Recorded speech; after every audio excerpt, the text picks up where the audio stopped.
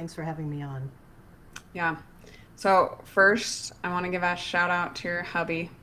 He's had a rough day. For anyone who watches this or is listening, well, not a rough day today. He's had a rough week. Definitely send prayers your way.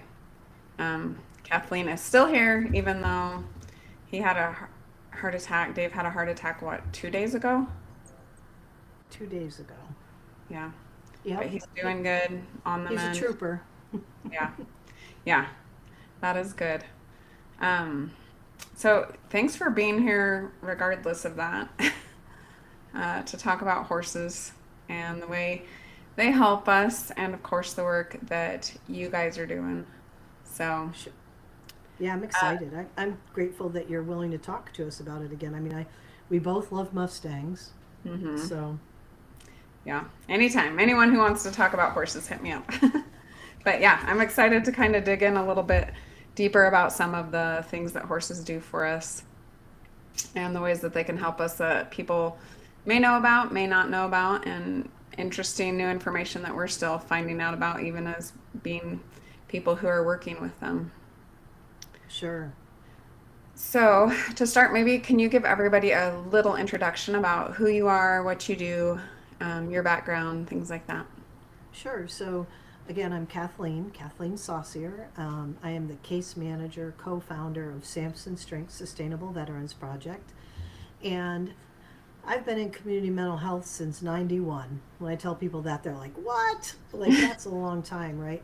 Yeah. Um, but I started out as a counselor. I went to grad school, finished grad school in 2000.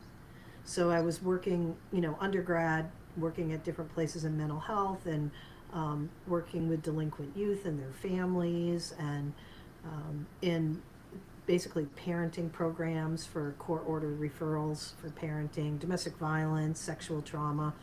And then when I got my master's degree in 2000, I started working. I did a dual degree in community mental health and school counseling. And in my master's program, I did my thesis research on horses and humans. Oh, nice. And yeah, and I did it in a middle school. So it was with middle school kids. So I did community counseling, school counseling. And so when I completed my degree, I went to work at an elementary school, but I needed to also get my hours for my supervision for my licensure to become a licensed mental health counselor. And so I worked at a child protection team. So I did two jobs. And at that time, when I worked in an elementary school, it was kind of more of an inner city type of school. hmm And there weren't really horses around, right? Yeah. But so I started to get really creative about what I could do with that. And I found a program, it was in Florida, and I found a program called the Black Stallion Literacy Project. At the time, that's what it was called. And they utilized the Arabian Nights program in Orlando, where they have the horses and they have all of those things. So they used those horses and they brought them to the schools to get kids excited about reading. Oh, nice. Yeah. And so I thought, well, I could do that. And so I found a local person who would let me bring kids to see the horses. And she also brought a horse to school one day, and we got the kids' books in the library. And so we kind of got them excited about reading, right? It wasn't necessarily mental health at that time, hmm although I knew there were mental health benefits to it.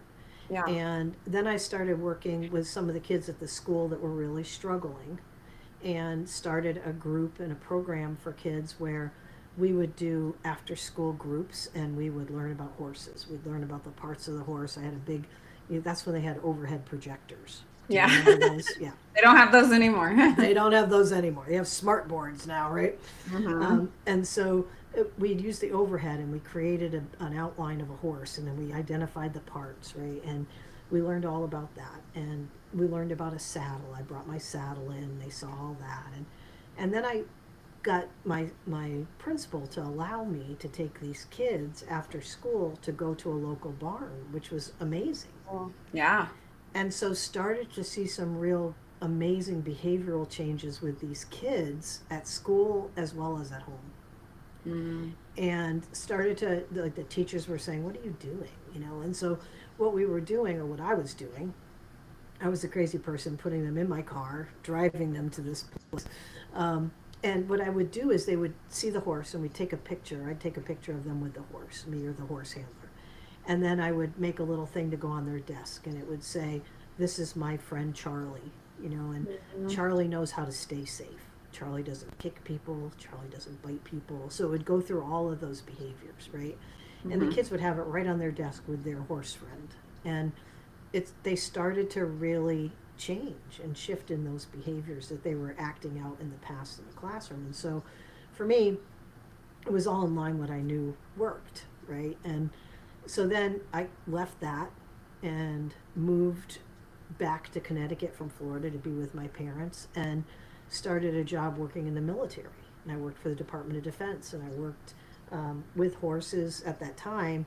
I put together a program called Horses to Homecoming. And so the Horses to Homecoming was when a person's family member was deployed, the children had an opportunity to go hang out with horses. Oh, nice. So it would give them something to write to their parent about, right? Yeah. And get excited about.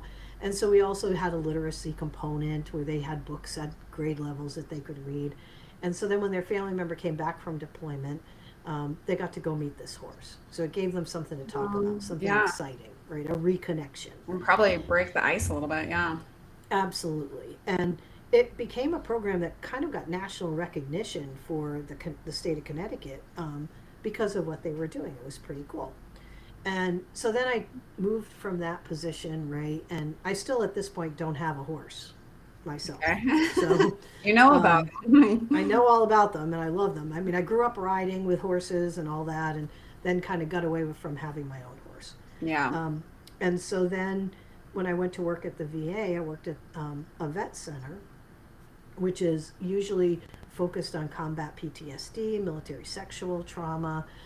It is non-medical counseling, and it's separate from the VA, from the medical center, but it's under the umbrella of the Department of Veterans Affairs. And I started talking to my supervisor, the team leader there, about this horse thing. And he was kind of like, "Okay, Kathy, like, nah." And so I started to research, were there other VAs in the United States that had any horse programs? And there were some here and there. And then there were some that were showing interest in doing it, right? Yeah. But and what year is this around? I was going to say, this is back in 2010, 2011. Okay. Yeah. So this is quite a while ago, right?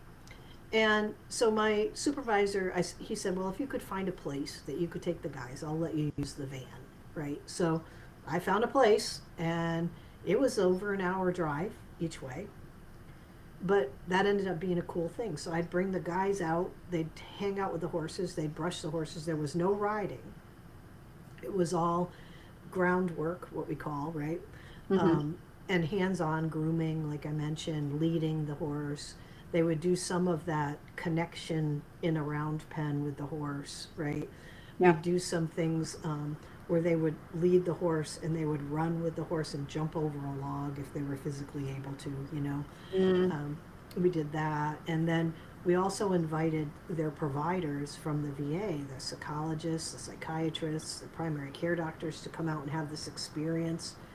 And it was pretty amazing, the changes that we saw, that they were seeing as providers with the veterans that came out, right? And so they started doing more of that there.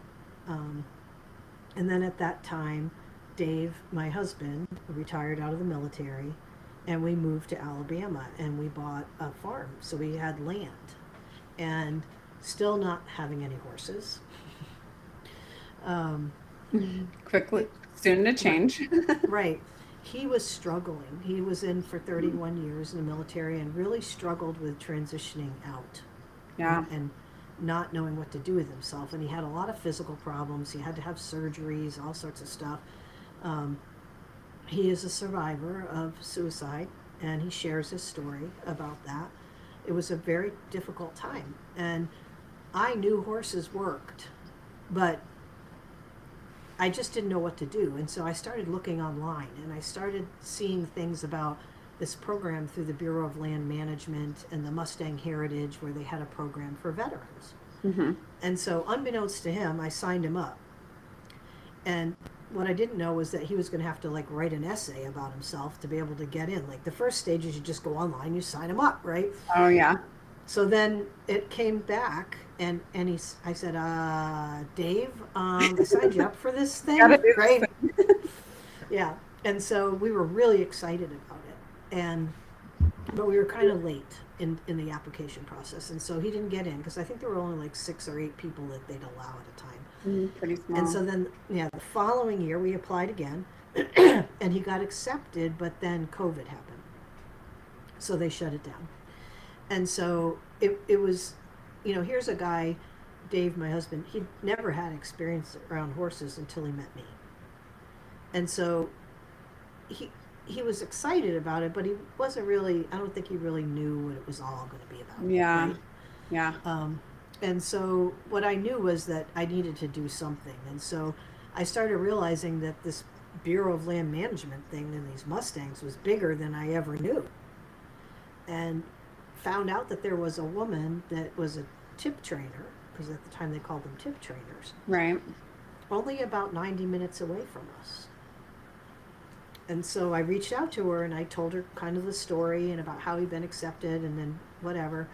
And I said, I mean, could we just adopt one? And she says, sure. We all live right. Yeah, that's what I do. Anyone who wants to adopt a Mustang will get that answer, especially if you have the facilities. Remember what I said. Could we just adopt one? Right. Keep that in mind as we go along here, right? Because it's going to develop, right? Because you already know the end of the story. Yeah. But, so we go, and he meets this yearling, and he's just a goofy yearling, right? And he's just perfect because he's just, those ones that are kind of in your pocket but not in your pocket. Like they want to be around you, kind of nosy, and don't have a lot of boundaries and stuff. But he's just a goofball. So Dave really connected with him like right away. In fact, the very first time we went there, myself and the trainer were talking, and we were talking about different things, and we look over, and Dave had picked up a brush and just walked right into the paddock area where he was. He was in a round pen, small round pen, inside a barn, and she's like, "Oh no one's ever done that. Like no one's ever brushed." He just, he starts brushing him, but he had just this pure intention with no fear. Yeah. And the horse just let him do it. Yeah, he knew, and that was the first touch for that horse. Well, he probably had touches, you know what I'm saying? Because he had a halter on, and he already had his tag off, but he hadn't really had like brushing. Yeah, he wasn't living a life fully with humans yet. Yeah. Oh no. Yeah. And so, but Dave just was like, he didn't have any fear. I don't know what I'm doing. Yeah.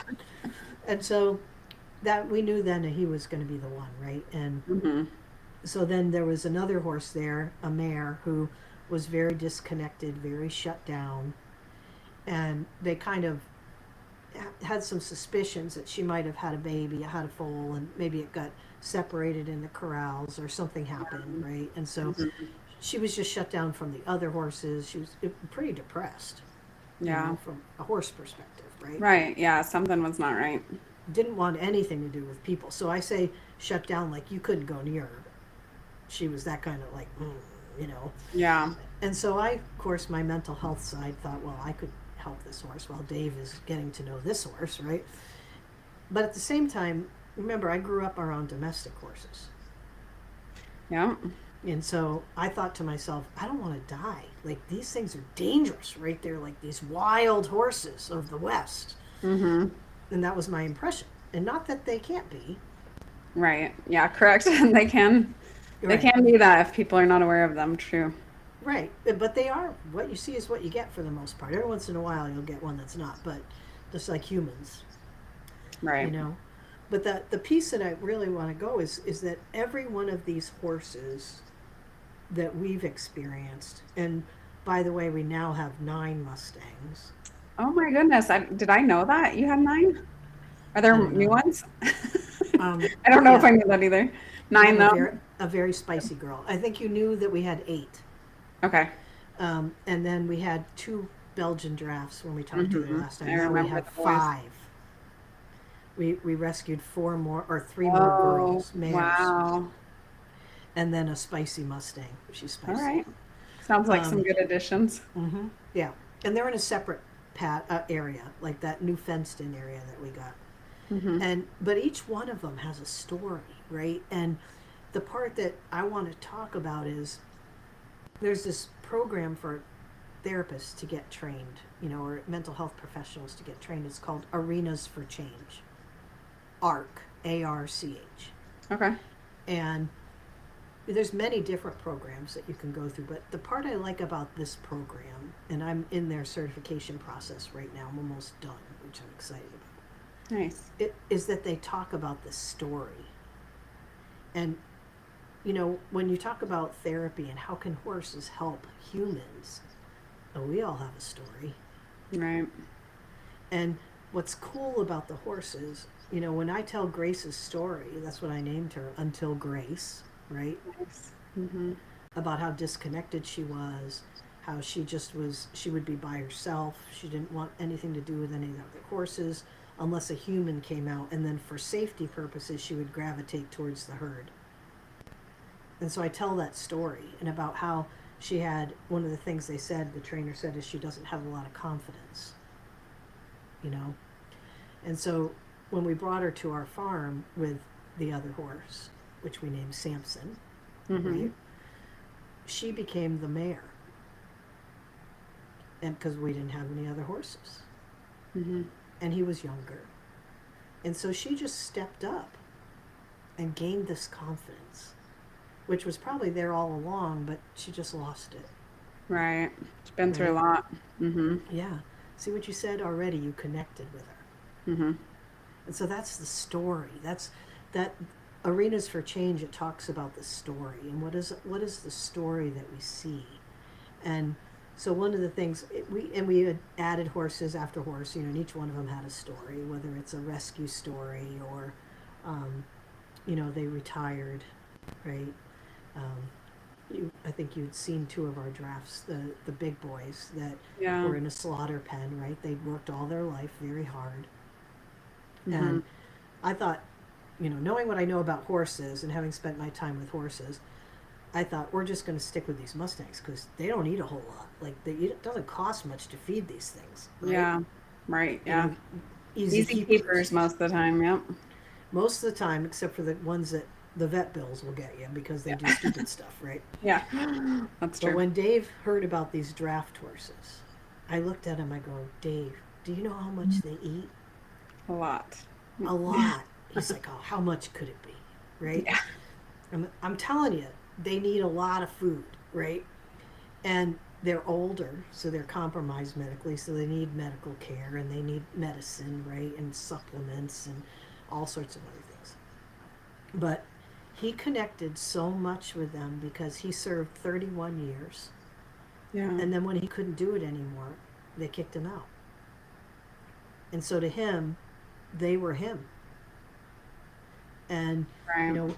people ask him all the time, are you going to ride them? Are you going to work them? Are you going to make them pull wood out of the, trees out of the woods? And he's like, no, they're here to retire. They're here to just enjoy life, and more of the story, right? So when people come out, all we have to do is start telling stories. Mm-hmm. And then people start to share their story. And sometimes they don't even share their story. You just see clicks right in here. Yeah. And that's what, these draft horses are in with the Mustangs, right? So whereas before, you can tell that they were probably chained to stand because they have Oh, right. Mm-hmm. scars around here, right? Which is not uncommon. It's not No. an uncommon practice. They run in the field with the Mustangs. They kick up their feet with the Mustangs, They're pretty sore the next day, but, Yeah. And so it's something that a big part of what we do at our farm, we don't ride. It's groundwork. It's having that experience, observing the herd. And how do they interact, right? And what are their personalities? Yeah. One of the draft horses, we call him Grumpy because his name is really Orion because he's like a big god, right? but he has pain. You know, he takes daily meds, daily anti-inflammatory, daily natural supplements. You know what, you name it, he's taken it. And he's in a lot more comfort than he ever was.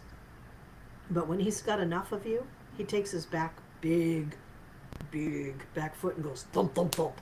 Just like that. Like, I'm done. And first time he did it, I looked at Dave, I'm like, huh, he's just like you, right?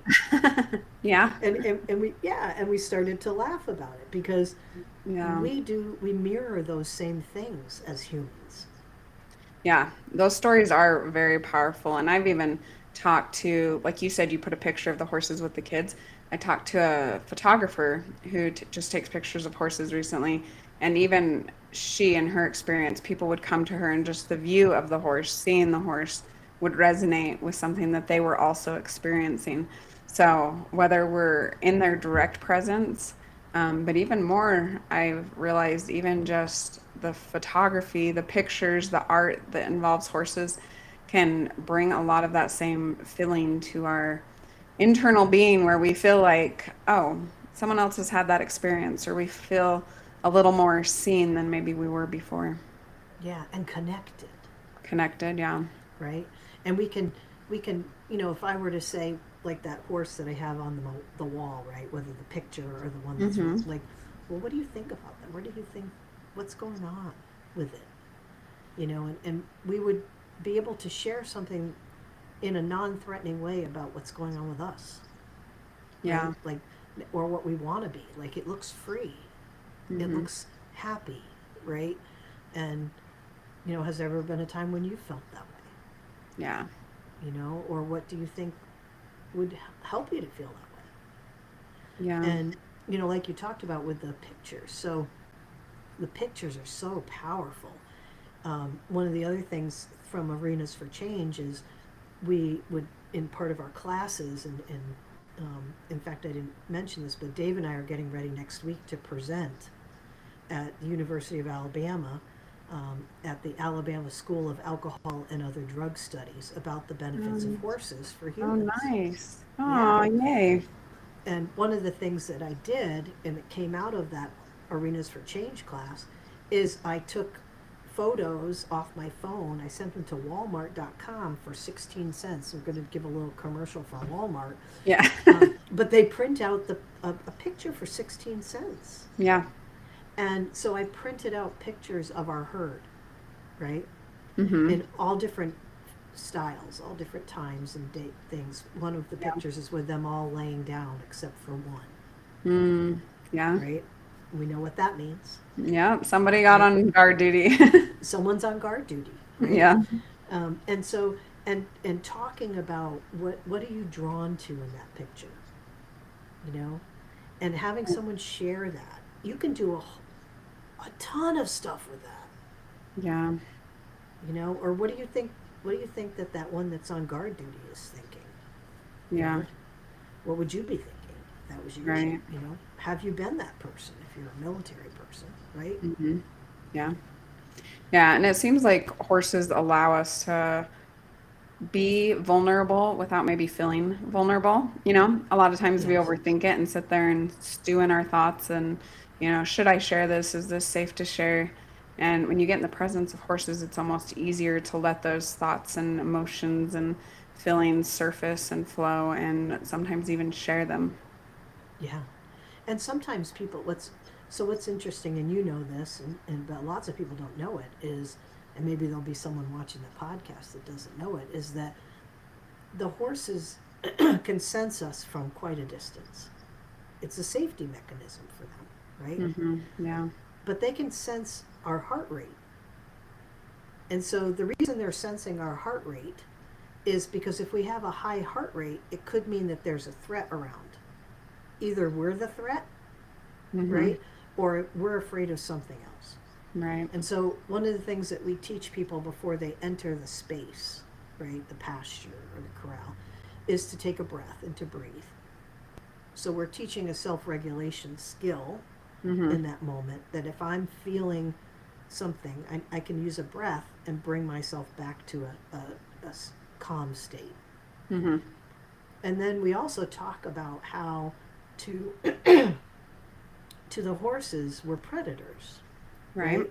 And there's Mm-hmm. different thoughts on this about what that means and everything else, but you know, especially for Mustangs, who the majority of them have had a negative experience, whether the person intentionally was being negative or harmful, to them, they were taken from their freedom Mm-hmm. and put in confinement, Right. right? Even if everyone did it nice, and then very often, obviously, if they're not gelded, they're going to get gelded, Yep. you know. Their feet need to get trimmed very often, or they Mm-hmm. need to have vaccinations, or Yep. they have to have blood drawn. They have to have all that stuff done, and that's kind of scary to a Yeah. horse. Yeah. Branded That, while they're in a very confined, unable yeah, to have any control. Mm-hmm. yeah. And so think about how we can relate all of those things to human experiences. Yeah. Yeah. Going back to the And stories. Yeah, exactly. yeah, back to the stories again. But the regulations. So we also do something called the Masterson method. So the Masterson method, I think we told you about that the last time. Yeah, we talked a little bit Um, about it before. yeah, it's a real. It's kind of like Reiki or energy work with humans, right? So it's a form of a massage, but the piece of it is that's really cool about it, where the energy part comes in, is you don't have to touch the horse to actually have it work. And some people are much better at it than others, and I think it's those people that are able to just be really present, you know. Dave, my husband, is amazing at it. Yeah. I think the other part about him is that he came into this gig late in life, right? And he had no previous knowledge of horses. So he didn't have a knowledge of what to do, what not to do, what you're trained, Yeah. all those things, right? Uh-huh. All the safety stuff, right? Which is, Yeah. we know is so All important. the But safety stuff and also all the rules. Absolutely don't yeah, do this. Absolutely do this. The rules that maybe are becoming a little more obsolete. yeah. I mean, think about like what you're talking about, okay? So we could say rules. When I was growing up, I've never seen a bitless bridle. I didn't know what that was. Yeah. Yeah, In fact, if fairly, I saw it, I would tell you it was a halter with right? with reins on it, right? Hmm. Yeah.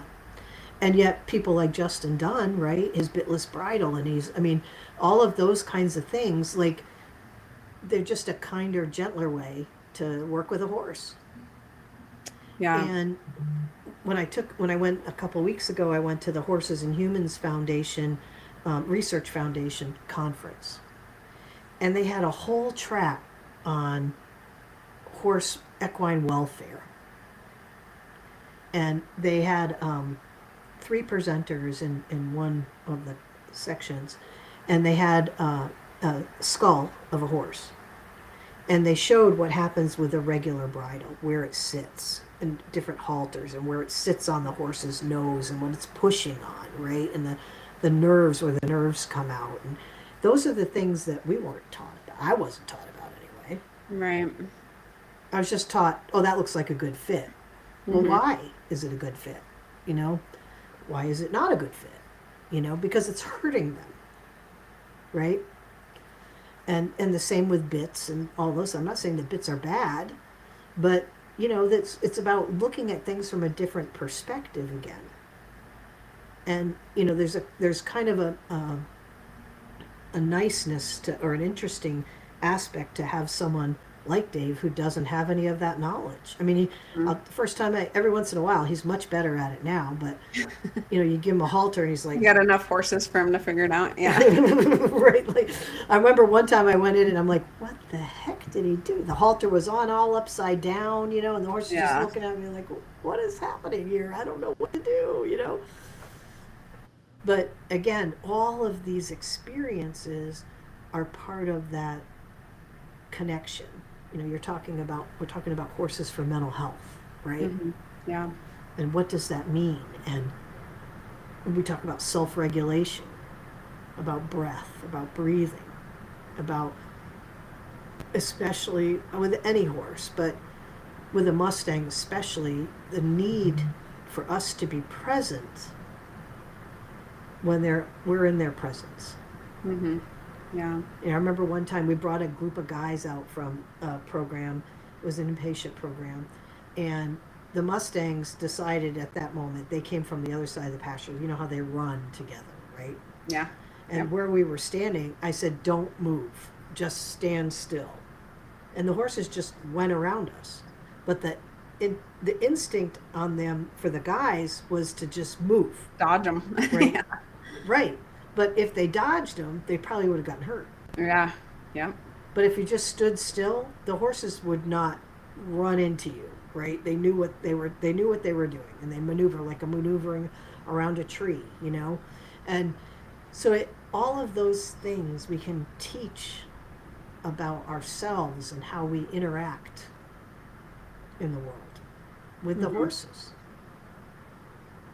Yeah, that's a really good visual too, because how many of us get in that fear state and then we do try to control it by dodging or, taking some kind of action that actually then puts us into higher levels of harm than if maybe we sat and reset for a minute instead of trying to flee from these situations that we're taking as physical harm to ourselves. That, Yeah, our best place can be sometimes to just stop and breathe and not do anything for a minute, not react. right. What was the thing that first clued you in that horses could help people in a way that helped them in their mental life? Because you said pretty far back you kind of had some clues. Yeah, well, as a kid, my horse was my everything, right? It took me a while to convince my parents to get me a horse, so I would go borrow the neighbors all the time. But as a teenager, I struggled a lot with stuff and Yeah. struggled a lot with getting along and fitting in and everything else. But as soon as I got the horse, I had a friend, and then I got a girlfriend that rode too. And so we rode together, we would go do things together. Someone that I probably never would have connected with other than that happened. And then I felt, again, connected, Mm-hmm. to something. Yeah, It was which is also something that got me up in the morning. yeah. Yeah, those two same things I've heard other people talk about. Connection, not necessarily in terms of the horses, but in terms of mental health, how huge having that connection can be. And you obviously work with veterans, and that's a huge thing while they're serving, and then they get out, and it's like kind of like Dave experienced, I would guess. You're just kind of out there on your own. You're not part of that camaraderie in the same way anymore. And then also, several people, just having someone who relied on them, that would be the reason they'd keep going, that they'd get out of bed, that they would keep moving forward. Maybe they wouldn't have done it for themselves, but they knew that something else depended on them. Yeah, and it's so true. And in a regular herd of domestic horses, there's some order for sure, you know, but it's so obvious in Mustangs that you can sit and observe it. And for people like you mentioned, like veterans who come from structure, right, rank, a chain of command, all of that, you can clearly figure out where they, or have them figure out who they identify with in the herd and why is that, right? Because I was that person. I was the low ranking one, Yeah. and you watch it. It's at first you feel bad for the horse, but you realize they've got to earn their place. They've got to work their way up in the herd, in their standing. And what does that look like? And sometimes it looks like fighting, right? To us, Hmm. um, it can look pretty scary sometimes. But being able to observe it from afar and watch it happen, you know. This morning I was going down to see what the horses were doing, and it was a draft horse and Grace, the mare, and she was putting him in his place. Yeah. She's a Mustang. She's Yeah. 14 A little hands, right? Mustang He's with like the, 18. Yeah, yeah. and the squealing that was going on and everything else, and I just kind of looked at him like, all right, that's enough, and they Yeah. stopped and they looked at me like, you know, but all of that, when they observe it, people would come that don't have experience with horse. What are they doing? Why are they doing that? You know? Yeah. What are some of the ways, since you guys have started your organization, have you seen that the horses have helped individuals that have come and been able to spend time with them? Sure. We lots of different ones. Veterans that have come to stay with us that have either had horse experience or not had horse experience, just share that they feel more connected, they feel more empowered, right? That was pretty cool, especially when we teach them a Masterson method. It's called the bladder meridian, which is very simple, and the horse starts to relax and they yawn and they roll their eyes and they do all this stretching and stuff, and they're like, wow, I did that. Lots of times when they get out, they don't have a lot of confidence, or they don't know what to do next. And we say, okay, first thing you do is get up at 7 a.m. and we'll see you out with feeding, right? Yeah. Or we don't think much about it, but to step in this pen with a 1,000 to 2,000 pound animal and say, okay, you're going to brush their mane, right, and brush their body, and we're going to do that for every one of them. Let's go down the line. That's a pretty cool thing, So we've seen that. We've also seen where children, particularly children of a person who's deployed, and maybe struggling with some outbursts at school or just feeling like they don't fit in, now feels pretty special, Mm-hmm. right? Yeah. They come out and they spend time with the horse or the donkeys. We have also burros from the Bureau of Land Management, and um, just spending that time, just being in there with them is just amazing. We've had experiences where, people have, they first thing they say when they come out is, so we're going to ride?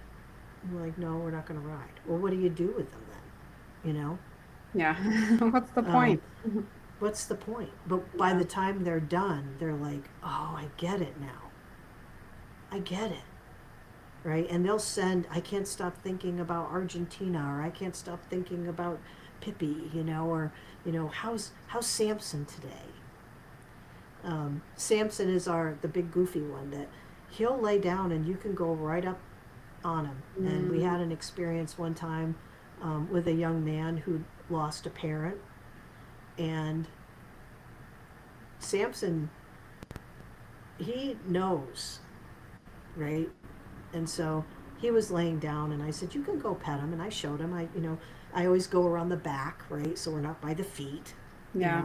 And so make sure he knows you're there, because when they're really sleeping, and Samson he sleeps laying down more than most of them, and he'll he'll be snoring and everything. It's hilarious. That's a good So little you have to kind of for a let horse. Yeah.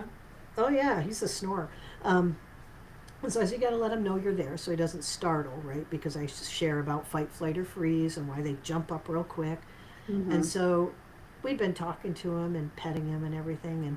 And he was kneeling down. This kid was really tall, and he was kneeling down behind Samson, right up about his withers, and just petting him. And I'm standing there with this kid's mom, and Samson rolls over and wraps his legs around the kid. Oh my goodness. Now the kid is sitting, and I'm like, oh, safety first, right? Hey, and those legs are big and heavy and powerful. Yeah, but he was so gentle. Mm-hmm. And he just wrapped his legs around him. Wow. And I said, I don't know what to do right now, because I've never seen him do that to someone. Yeah. And I said, I want you to be safe, but I also want you to have this experience, right? Right. And so we breathed. All of us, his mom and me, and his mom was like, I want him to have this experience. Yeah. So we were all right there and we saw it. I got a picture of it, actually. And he was just smiling, like he was like, that was incredible. We've had times where when we first got the 2 BLM little baby burros, they were, pretty scared, right? They'd come out, they'd been herded up, and they were little guys. And so we named him Shimmer and Shine. Aww. And the daughter of one of our board members, who's 14 and in the spectrum of autism, she said, I want to meet Shimmer and Shine. So we're like, sure, So remember, you can't really touch them yet, She's, oh no, and she just starts walking right towards him. And I look at her father and I go, I'm about to say, don't do that. And so he goes, it's okay. She walked right up to them, just like Dave did with that horse that 1st time, and started petting them and saying, you miss your mother, don't you? You miss your mother. And they're just staying right there, letting her pet them like that. And now those two, and once that happened, once she did that and they realized a human could be safe, we had full touch on them the next day. Wow. And they are the biggest love bugs. They're known because all of our donkeys like butt rubs. Yeah. But Shimmer and Shine will actually come up to you in the pasture and then turn around and then back slowly to you until you can start giving them a butt rub. Make sure you know their intention. Right. Make sure you know. Yeah. But so those are just some of the experiences. We've had people. I had a person who didn't think that horses were that big of a deal, and they just started crying. And they just said, this has just been the most amazing experience. You know? And I don't even know what it is yet. Right? And I just tell them, that's what we get here. Like, we have it. You know, there are days when, of course, going out and feeding, I'm just going out to feed. Right. Yep. Just on autopilot. Yeah, autopilot. And the horses know it, you know, and sometimes they're on autopilot. Like, you can tell, they're like, could we just get this over with? I'd like to go out. And just give us our food. Yep. That's right. Give us the food. Because ours are in a herd 24/7. Nice. So the only time that they're not in a field, in grazing and in the mountain, it's like hilly, you know, woodsy area, too, in a pond that they can wade in. The only time that they're not in that is when we bring them in to eat. And, you know, like, you know, we are in Alabama, so Mustangs don't really need to eat. You know, like they get enough forage, right? Yeah.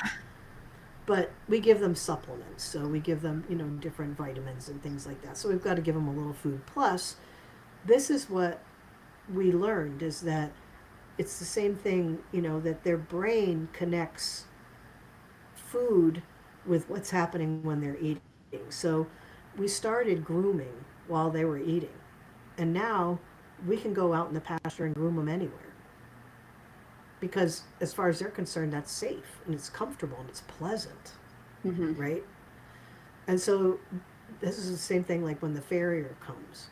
First time the farrier came, when we said we had Mustangs, she's like, well, not so sure. You know, let me come out. Right? Yeah, not everybody wants to work with a Mustang. Yeah. No. And we did the Mastersons and everything else, and we'd done the grooming, and so they were very relaxed. She said, are you drugging these horses? We're like, no. You know, so it's just they feel safe and comfortable. And what's also really cool to observe, Dave always tells people when they say, well, we want to come out and see your horses. He said, well, come out at 7 o'clock because that's when we feed. Right?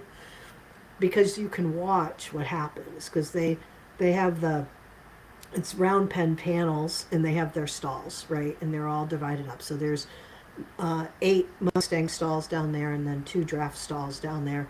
And so the draft horses go in, they have to be separate because they get grumpy and they can reach right over the top into the others, so they're separate.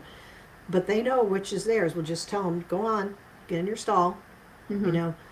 And to watch them do that, like, some of them are creatures of habit. They will go to the exact same stall, and they don't want a different stall, right? They want their stall, even though their name's not on it, right?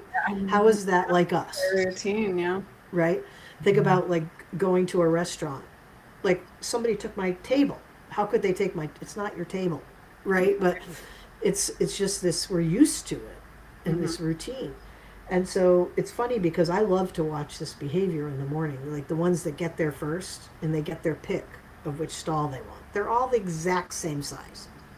Okay? And I don't think that they figured out that we usually go this way, but maybe they have. I don't know. But they'll get there, and then if someone gets in their stall and the stall gets closed, they'll stand right there. Like, no, this is my stall. And I'll just look at them. I'm like, dude, you're late. Yeah. You know, you're going to have to take another one if you want to eat. And they'll stand there for a while, and then they'll just, they'll go. Yeah. Yeah. But we don't force, you know, they don't have halters on.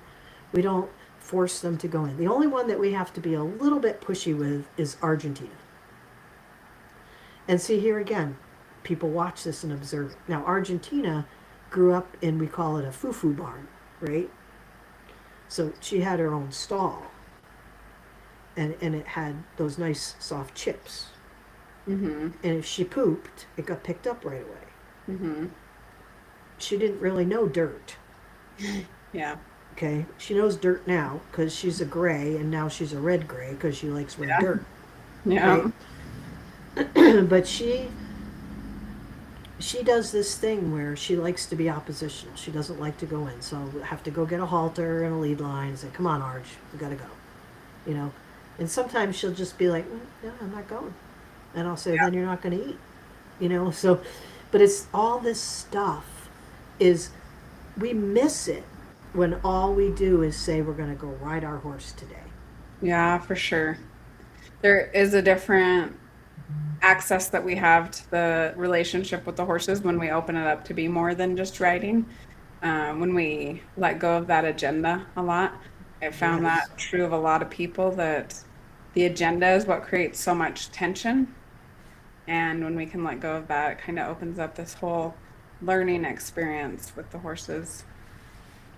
And that's where this also is really helpful working with therapists or providers.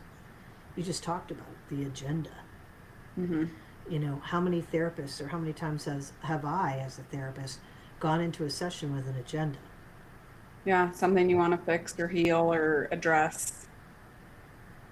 And a person that's experienced trauma can see if I walk in that room with an agenda. Yeah. Or they can see if I'm watching my clock. Yeah. Yeah, that's Right? a huge one. Yeah. Yeah, I have an agenda. Mm-hmm. I've only got so much time here. Yeah. Right? And I'm not saying that we shouldn't have a time limit on the session, but what I'm saying is it's about being present. Yeah.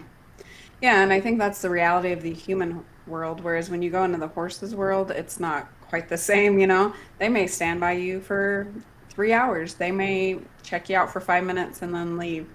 Whatever they do, it's of their choosing when you're with a horse in an open situation like that versus having a halter or whatever on them. Yeah. Yeah. It's So, huge. like we both felt some of the things horses have done. I think we've both kind of experienced that. That's part of where we have this interest in how horses can help other people. Talk a little bit about, I think you mentioned before some of the things that you've been able to, the horses have been able to do, and you said like that would have taken me much longer to be able to get someone to open up.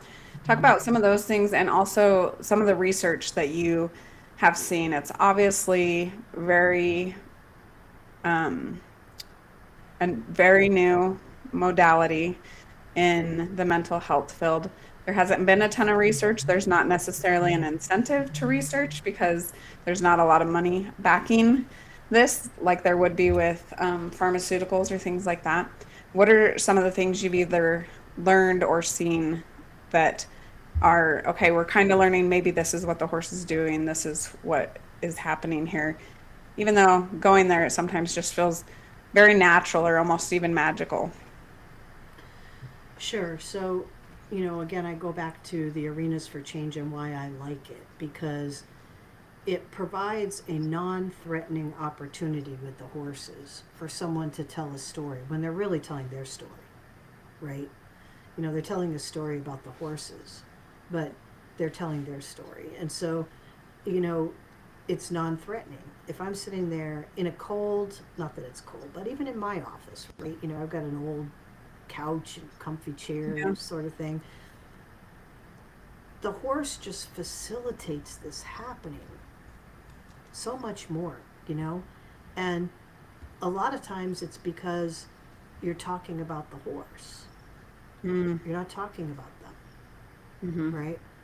The other part about it is I really encourage people that watch this podcast to take a look at Horses for Mental Health. On Horses for Mental Health, they have a lot of the research that comes out of the Horses and Humans Research Foundation and what they've learned about what horses do with regulating heart rate, you know, teaching about breath And the way we teach about breath is not saying, okay, you need to breathe, right? We talk about, we're going to breathe because when we hold our breath, the horse thinks maybe something's scary around here, right? Or, Mm. again, like I said, if our heart rate is up, the horse might think that we're a threat or something else is a threat. So we're teaching a skill, but at the same time, they don't know that we're teaching them a skill, right? We're Yeah. teaching them a skill. We're teaching them something so that the horse can feel safer, Yeah. Have you found right? that people are able to regulate it more quickly because they're not necessarily doing it for themselves to calm down as much Correct. as you're going to do it for the horse to feel safe, not necessarily for yourself to regulate and calm your nervous system? Yes, absolutely. I completely, yes, that's exactly perfect way to put it, for sure. Um, the other thing is that when they can identify, especially when you have a herd, and they can identify similarities in their herd from their own experiences in relationships. Something that they're outside looking in, oh my gosh, that's exactly how I act with this person. Or, that reminds me of how I interact with my boss, Mm-hmm. or, and well, what is it that reminds you about that? I mean, you don't have that in an office. You're just talking about it. I'm really frustrated with this person, or I'm this, or I'm that. But when you can see it in something else, oh my gosh, I just saw that myself in that. Yeah. That takes a long time in an office setting. Yeah. Well, and it's interesting also when you talk about the stories because the stories a lot of time are the things that torture our mental state of mind, are these stories that we have created for ourselves, the stories we're often still living in, um, whether it's something that happened to us, something that we did, some way we feel about ourselves, all these thoughts and um, ideas that we have about what makes us who we are. And so I wonder if part of the horses is the ability to almost gain a different perspective or maybe even release parts of our stories that are really painful. Yes, I believe so. And again, a non threatening way, right? I'm not talking about you, I'm Yeah. talking about this horse's story. And, when um, in Horses for Mental Health, if you go onto YouTube and put in Horses for Mental Health campaign videos. They had some, oh, I think I sent you to the one about breathe, and about the Hmm. veteran that the horse taught him to breathe, Hmm. right? And about the veteran that was having thoughts of suicide and went to see the horses, and each one of the horses laid down, Mm. I and don't it think I was saw so that one. moving, Hmm. right? That so there's amazing. They have ones about grief. They have ones about people, struggling with addiction, right? And the impact that the horses have on them. And it's just amazing that there's so many of these experiences that we've had where we've seen individuals who have struggled with identifying things in themselves or relationships, and they come out and they see this, and they're like, oh my gosh, I just saw it, right? Yeah. Which I don't know that they would have seen it any other way. If we just kept telling them, this is what you're doing, this is why you're Right, chasing people away, this is why these problems are coming up. Yeah. right, right.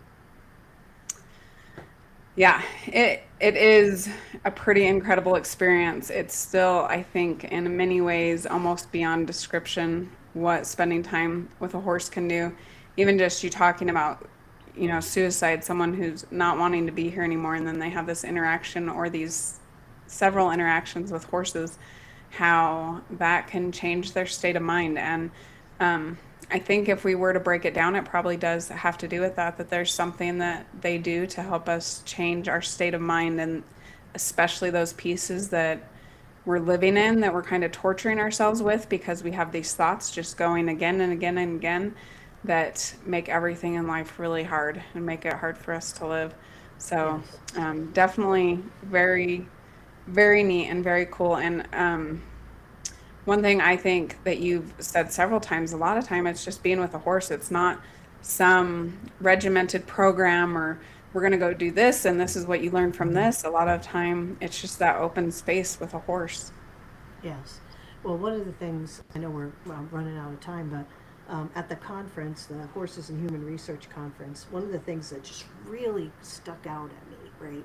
They were talking about utilizing horses not just in occupational therapy like the traditional hippotherapy, right, Yeah. where the movement and all of that for Yeah. someone Which with also disabilities has is incredible amazing. results. Mm-hmm. But what they found also were not just the physical results, but the mental health results, right?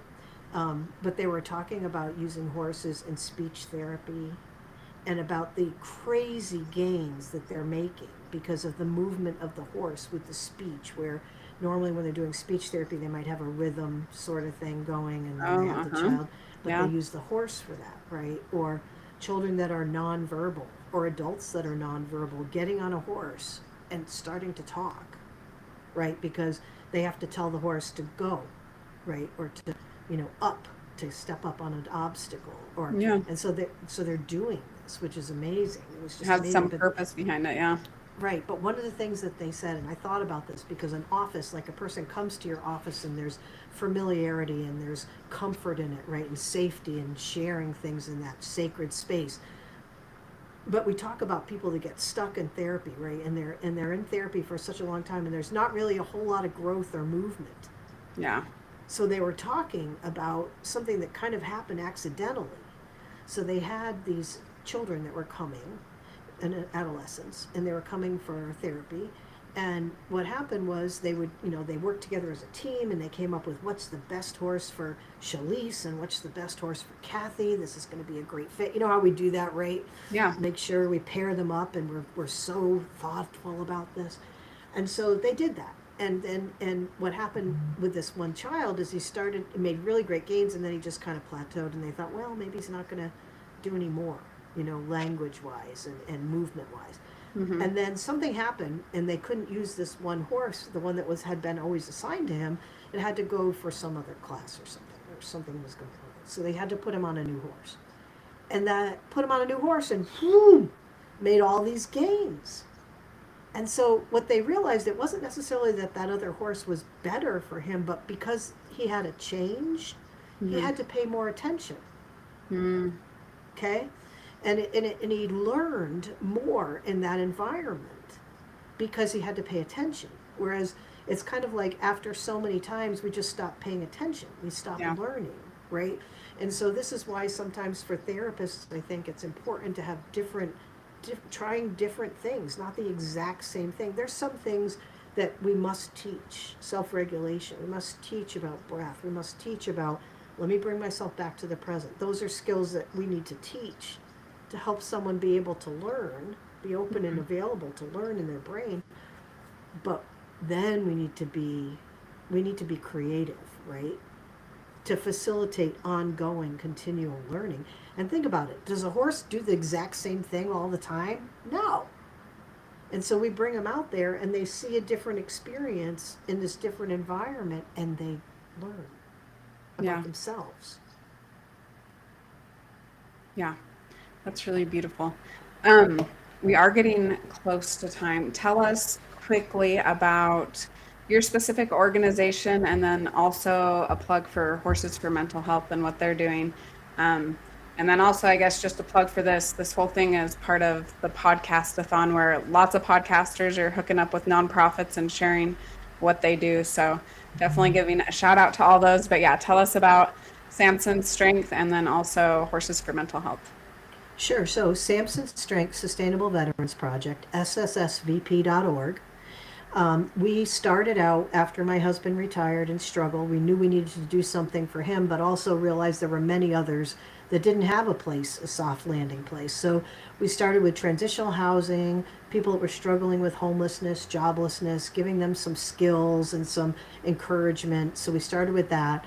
We have one transitional home that's completely done, and we've had veterans transition through that. I think we're up to about 18 veterans over the past few years that have come through and moved out and then gone on their own. And then we have 6 other homes that we're in the process, believing that we're going to get them finished this year, and that we'll be able to have veterans transition through and have a safe place to be, but also experience the farm and the horses. And so we became a part of the Horses for Mental Health last year in the 2025 campaign. We were the second highest campaign fundraisers. We were excited about that. Yeah, that's amazing. And we really didn't have any experience in doing this, but we just did it without knowing, kind of like Dave with the brush and the horse. Now that I think about it, I never Ignorance. thought about it that way, right? But he's like, well, why not? We'll just do this. It'll work, right? Yeah, Well, it we don't did. know the right way or the wrong way to do it. Right. We So, didn't. yeah. So we did that, and we got invited to come back again and submit an application. So we did, and we were accepted. So we're part of 2026. And for with Shalise, you've generously offered to be a part of our campaign, and ambassador, and share about what we do, and use your platform of the podcast to be able to speak with some of the people that are involved in our campaign Yeah. this year. We're excited. We're going to start looking at that real soon, right, and getting Yep, it we're out going to there. have some coming up. Yeah. Good. And so during the month of May, Mental Health Month, Horses for Mental Health, that's their huge fundraiser.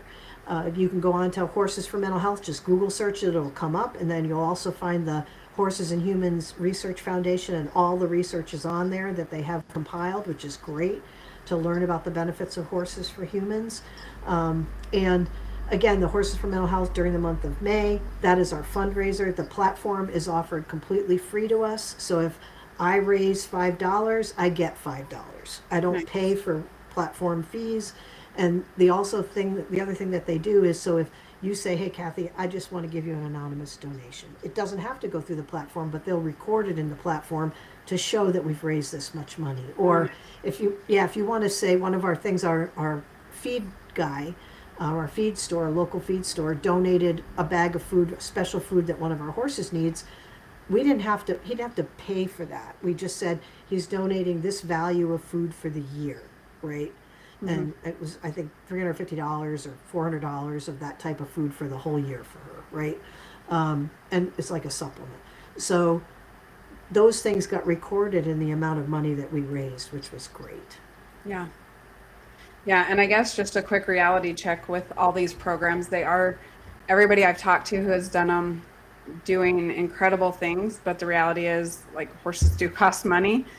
Funding is difficult. You can't usually, I've never heard of insurance covering it because we don't necessarily have that scientific proof to back it. And there is no organization at large making money off this. So really those donations to these organizations, to you guys that are doing this, make a huge difference, because it is not a cheap endeavor. It is not an easy endeavor, but as we've talked about, as I've talked to people, I see it time and time again. The results are just absolutely incredible, literally saving people's lives sometimes. And I will tell you that insurance is starting to cover things like we were talking about with the speech therapy, where they can incorporate horses, or Nice. physical therapy or occupational therapy. One of the other things is they're starting to look at it as a recreational therapy. So the VA has received funding. So the other part to know is the majority of places that I know, and like us, we don't charge. People come out, they don't pay. Yeah. Yeah. And so, like you said, the whole cost of caring for those animals, we have 21 equine, which includes donkeys, right? And those that's a big lot. horses, and we've rescued them all. And so they have supplements, they have veterinary care. It's probably between $20,000 and $30,000 a year to care for 21 horses. Oh, at least, or yeah. animals, right? I feel like, well, you're where it's really green. I'm like, I feel like you Yeah. might be underestimating it, but Yeah. you do have a little more grass. We have more grass, right? And we have very generous guy that helps us with the hay bales. He's a veteran, and Nice. he's a pilot, and we pay very little for that hay. We're very grateful for the hay Nice. that Yeah. we get from him. But the thing is that it does, and that comes out of the pockets of Kathy and Dave, right? Because Yeah. we believe in it, and we feel like we're helping these horses, but at the same time, we're definitely helping humans, right? And so the Horses for Mental Health campaign, the money that comes out of that campaign, all it goes towards is caring for our horses. That's it. Everything that we did last year, we have no paid employees, 0 paid employees. Dave and I aren't paid. No one's paid. People that come out and spend the time with us, they don't pay to come do that. Yeah. So the care and maintenance of the horses and the property, as far as fencing and things like that, is what came out of that Horses for Mental Health money that we raised last year. And what we'll raise again this year will help pay for that. All their veterinary care, all of that. Yeah, that's great. And I want to give a shout out too for Canine Equine Alliance, because they're a nonprofit that their job, and you're going to have him on, I think, David Yep. Vieira. He's scheduled today, so he's going to be on. Yes, because all that they do, They don't have an equine program. They don't have a canine program. They fund us. Like when I Nice. say fund us, like they'll say, "What do you need, Dave?" And Dave will say, "Okay, I need these supplements. I'm getting them off of Amazon, or I need a pallet of alfalfa, or whatever we need." If they have the funds, they will buy it direct and have it shipped to us, right? Oh, nice. Yeah. So they don't send us money; they purchase the materials, and that's what they Yeah. do. And they are an amazing organization.